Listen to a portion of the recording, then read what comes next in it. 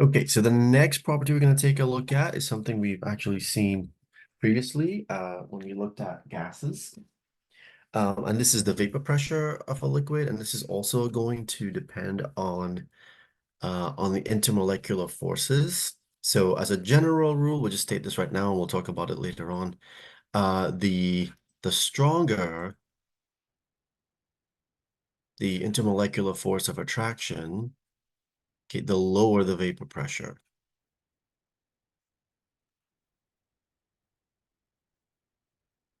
And then the opposite would be true as well. You can write that right on. The weaker the intermolecular force of attraction, the weaker the IMF, the higher the vapor pressure is going to be for that particular sample. In this case here, we're looking at liquids. So let's see what exactly vapor pressure is in the first place. All right, so if I have let's say I have a sample of a liquid. Okay, it's in a sealed container. There are my liquid molecules, liquid particles. They're moving around. They can slide past each other very easily, right?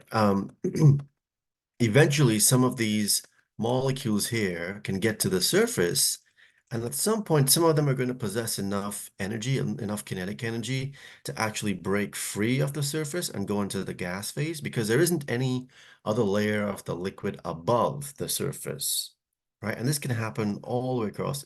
Some of these molecules at the surface can break free and go into the gas phase. And guess what? When gases form, right, these gas particles now can move around, they can zip around, hit the walls of the container, and then they will exert a pressure. That is what the vapor pressure is.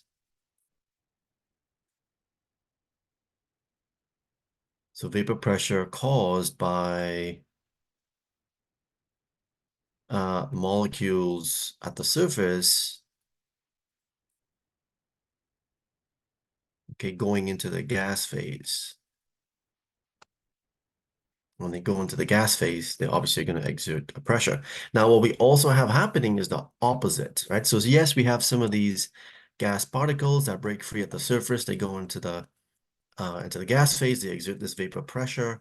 But you also have the opposite happening where some of these gas particles that have been broken free, they can eventually lose enough energy and they can fall back into the liquid phase as well. Right, so at some point, we're going to have a balance between some of the molecules going into from the surface of the liquid into the gas phase, some of the molecules going from the gas back into the liquid phase. And we'll talk about that balance in a little bit. The process of going from the liquid to the gas phase, that is called vaporization. Right, so we say the the liquid molecules here undergo vaporization at the surface. Okay, because the particles inside the liquid, they don't have any room to actually break free. So what we see then is that as we change the temperature, we actually increase the proportion of molecules that have enough energy to escape from the surface. So if we have a particular temperature here on the left side, let's say temperature T1 over on the left, and we were to chart the number of molecules with a certain amount of kinetic energy, we have a graph that looks like this. Let's say we define E1 as the energy needed to break free at the surface. We have this proportion of molecules that possess that amount of kinetic energy. If we increase the temperature here to T2 now, we're here on this side, what we see is that the curve flattens out. And as a result of that, we have a greater proportion of molecules that possess that minimum kinetic energy to break free from the surface and go into the gas phase. As a result, then, the vapor pressure here, because more molecules are in the gas phase now at a higher temperature, the vapor pressure will be higher at a higher temperature. Okay, and for the simple reason that we have more of these molecules that have enough energy to break free and go into the gas phase, more molecules in the gas phase, they will exert more pressure, which will make the vapor pressure higher. So the vapor pressure can increase until the rate of evaporation or the rate of vaporization equals the rate of condensation. So the other part to this here is this part that we wrote in blue, going from a gas back into a solid, I'm sorry, gas into a liquid. We refer to that as condensation, right? And they're opposite processes. Vaporization and condensation are exact opposite. And we have that happening all the time when we have a sample of a liquid.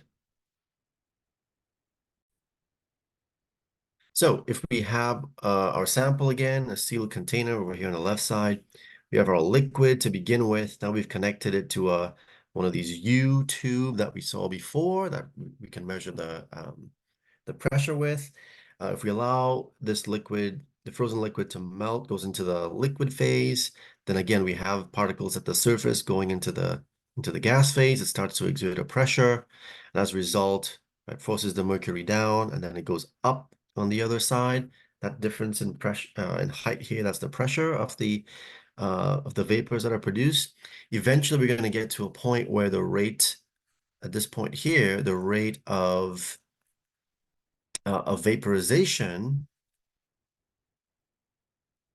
of the liquid into the gas phase equals the rate of condensation, which is the gas going back into the liquid phase. So yes, we have some of these breaking free going into the gas phase, but we also have the gas going back into the liquid phase. When those two rates equal each other, we establish what's known as a dynamic equilibrium. So it looks like the pressure doesn't change, right? This height here is not going to change at some point because those rates are equal to each other. It's not that nothing is happening. It's not that stuff has stopped, because it hasn't. These particles are constantly moving around. It's just that the rate of vaporization equals the rate of condensation, right? So going from the liquid to the gas phase, and from the gas back to the liquid phase is what we have established. We refer to that as a dynamic equilibrium, right? So again, sort of like this whole balance. It's not really the right term, but you can think of it as an analogy as to what's happening. The pressure that is established at that point, that would be the vapor pressure for that liquid at that particular temperature. So we can see now, we can take all of that information and we can put it on the chart, and we can make some comparisons between different substances, but also we can compare what's happening as we change the temperature. So for example, in all three of these curves on this graph here, what we're going to see is that as the temperature increases, right, the vapor pressure is going to increase as well. So if you take a look at any of these curves, so for example, if we have diethyl ether here in red, we'll highlight that one. As the temperature goes up, right, what we see is that the vapor pressure goes up as well. So all of these curves are going to slope upwards. As the temperature goes up, vapor pressure increase, and the result of the reason for that, again, is very simple. Okay, as the temperature increases, okay, the kinetic energy of the molecules are going to increase. And as we saw in the graph previously, the number of particles that break free into the gas phase increases.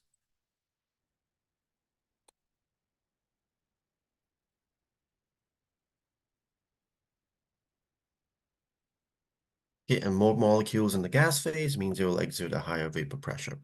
It's the same case for water. So again, if we increase the temperature of water, we'll see the vapor pressure increases. And it's also the same case for something like mercury. As you increase the temperature of mercury, the vapor pressure of mercury increases. Remember, mercury is a liquid. Even though it's a metal, it's one of the very unusual circumstances where it does exist as a liquid under normal conditions. So that's the first trend. The other trend that we're going to see here is actually the difference in the vapor pressures between these three different substances. Okay, so comparing diethyl ether versus water versus mercury,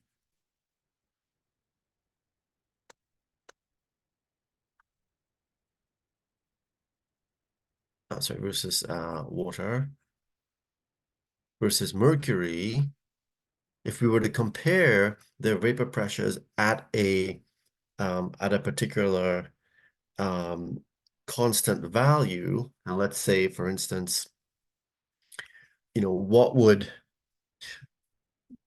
their temperature need to be in order for the vapor pressure of that liquid to be equal to 1 atmosphere? So if we just draw a horizontal line all the way across, right, we'll see that in order for enough of the diethyl ether molecules to go into the gas phase to exert a pressure of 1 atmosphere, the diethyl ether would need to be at 34.6 degrees Celsius. What would the temperature of the water need to be in order for the water molecules to go into the gas phase to exert the same pressure of 1 atmosphere? Well, it would be 100 degrees Celsius. And then lastly, what would the temperature of the mercury need to be in order for the mercury atoms to go into the gas phase to exert a pressure of 1 atm? It would be a temperature of 357 degrees Celsius. So obviously there's a big difference in the temperature at which all of these will exert the same vapor pressure, and that is a direct result of the strengths of the intermolecular forces.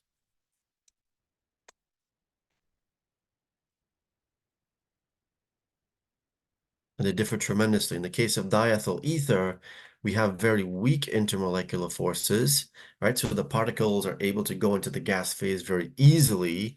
We don't have to heat it up to a high temperature to force more into the gas phase. Whereas in mercury, the intermolecular forces we can predict here are going to be very strong.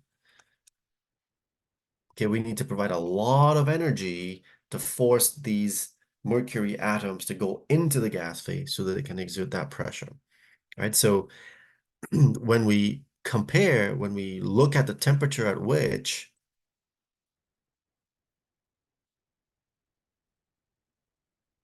the vapor pressure of a liquid is equal to 1 atmosphere, we call that the normal boiling point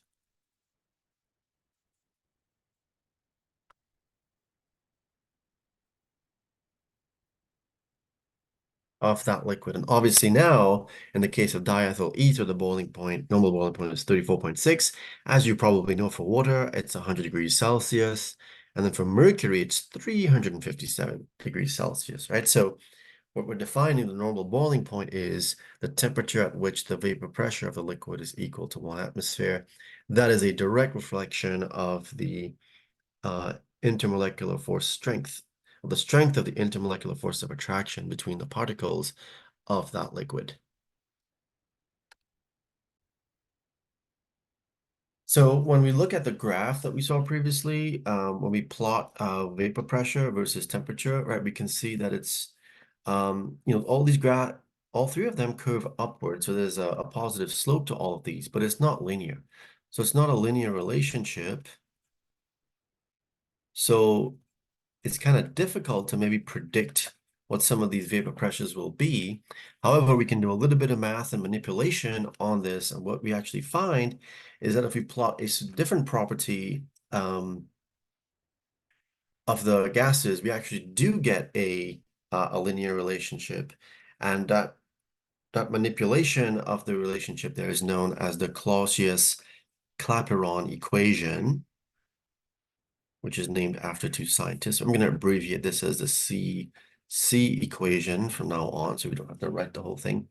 And what this actually relates is not just the vapor pressure, but the natural log of the vapor pressure. So this is not logarithm to base 10, but actually ln. Okay, this is what we're looking at here to base E. So the natural log of the vapor pressure, so that's ln of P, that's this thing, related to the reciprocal of the absolute temperature. So the reciprocal of the absolute temperature means the Kelvin temperature, and then the reciprocal of that would be 1 over it. So 1 over T is what we're looking at here for the reciprocal. And what we find is there's a relationship between them. Natural log of the vapor pressure is equal to the negative value of something known as the delta H of vaporization. That's the enthalpy, the molar heat of vaporization for that particular gas, divided by the gas constant R times T, the Kelvin temperature, plus a constant C. And that constant needs to be determined, what's written down here? needs to be determined for each gas that we are studying in that experiment, right? This is known as the Clausius-Clapeyron equation. If we were to plot now natural log of P versus 1 over T, what we actually see is that we do get a straight line when we plot them. Because this equation here, kind of, if we relate it to, is the same as the equation for a straight line, y equals mx plus c,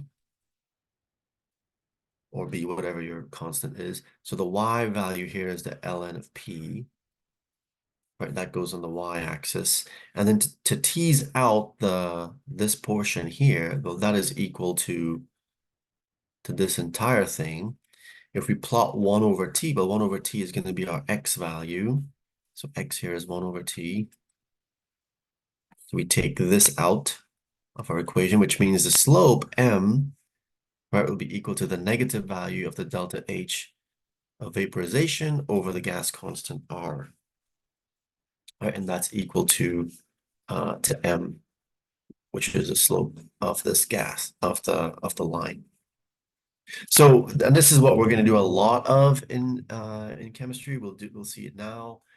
If you are taking general chemistry 2, you'll also see this a lot where we have relationships that look really complicated, but we can make approximations. We can make some comparisons. In this case, we're approximating it. We're equating it actually to the equation for a straight line. So it's easier to interpret, and we can predict values. And we're just plotting now the natural log of P in this case, versus 1 over the absolute temperature. So the Clausius-Clapeyron equation is going to be helpful for us because it does relate vapor pressure to temperature.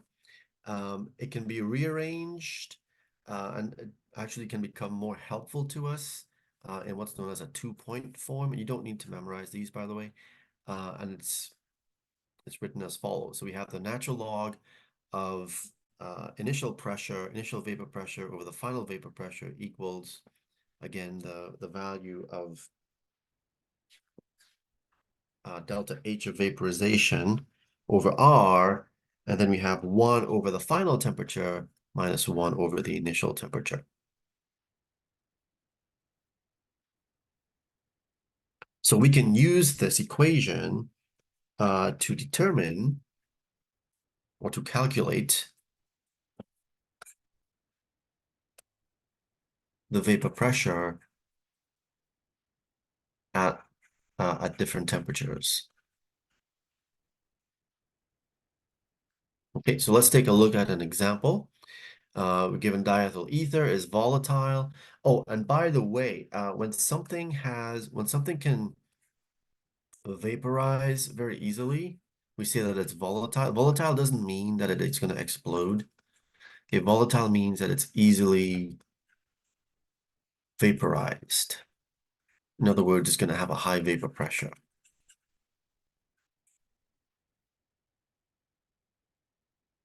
Okay, that's what it means in this sense. Some of these vapors are combustible and flammable, and they might explode, but not all of them are.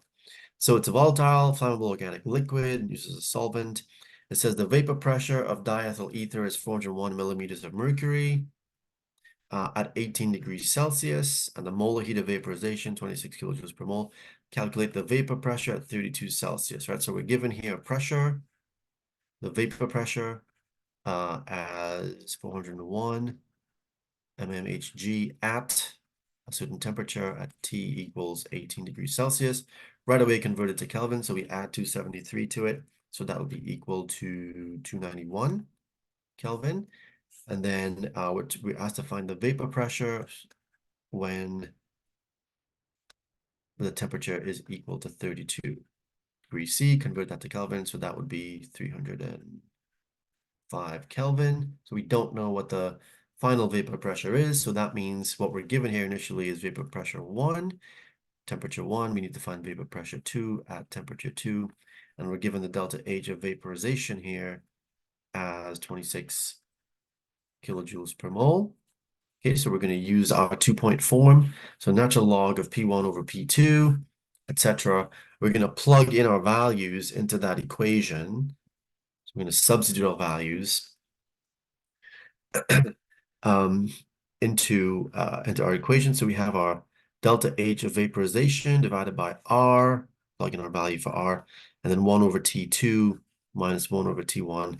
We evaluate all of this, which sounds simple enough, but there's a lot to do in your calculator here, and we end up with this value. So what this means then is the natural log of P1 over P2 is equal to negative 0.4928. And how you work with logarithms, right, is really going to be important because it's the same way you work with normal logs, with logs to base 10 as you would with log to base e, the natural log. Right, it's a natural log to base e, P1 over P2 equals that. So what we can say then is e raised to the power of whatever it is on that side would be equal to that part of the expression. So we can say e to the negative 0.4928 is equal to P1 over P2. Right? That's how you manipulate logarithms. Whether it's natural logs or whether it is logs to base 10, it's the same technique. So we can evaluate this and we can solve for what our unknown is. Our unknown here is P2, right? Because we know the P1 is 401 millimeters of mercury. So if you stick this into your calculator, right, you end up with 0.6109 is equal to 401 mmHg over our P2.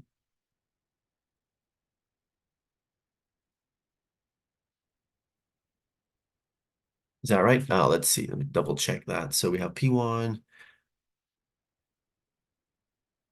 Yes. So our P2 then would be equal to 401 mmHg over 0.6109. And that should give you a higher pressure. In this case, it's 660 mmHg. And you think about your answer, right? If the temperature went from 18 to 32, so increase in temp, right? As compared to what we talked about before, the vapor pressure should increase as well. So it went from 401 to 660. Yes, it does make sense, both in terms of the unit, but also in terms of the value that we actually got. Okay, so the last thing I just wanted to go back and just make sure that we were clear on this. So we did talk about the normal boiling point before. Um, Generally, we define the boiling point of a substance as the temperature at which the vapor pressure equals the external atmospheric pressure, right? And what that means then is that boiling point actually does depend on the external atmospheric pressure. So boiling point BP is going to depend on the external pressure. We define earlier on the normal boiling point as when the vapor pressure equals 1 atm, right? That's the normal boiling point, but the boiling point for a substance generally will depend on whatever the external pressure is. And as we saw before, the boiling point does vary with the magnitude of intermolecular forces. So again, the stronger the intermolecular force of attraction would mean the higher the boiling point, because we need to provide more energy to force the molecules into the gas phase. Right, so boiling point varies with intermolecular forces. It varies with external pressure, and a good example of this is, at high altitude, the external pressure is lower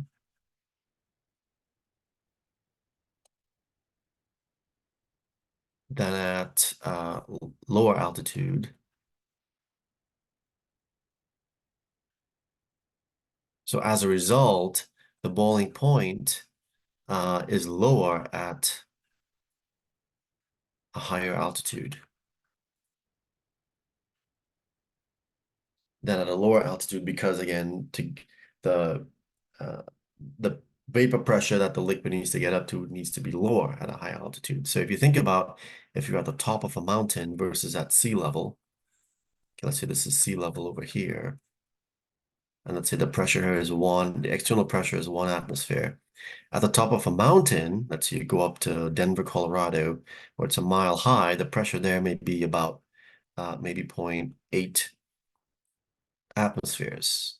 It's an exaggeration, but it's going to be lower than at sea level because there's a smaller column of air above you when you're at a higher altitude. As a result, in order for a liquid to boil up here, you don't need to get the vapor pressure as high as you would at sea level. As a result, you don't need to heat it up as much as you would at sea level. As a result, the boiling point is going to be lower at, at a higher altitude than it is at a lower altitude.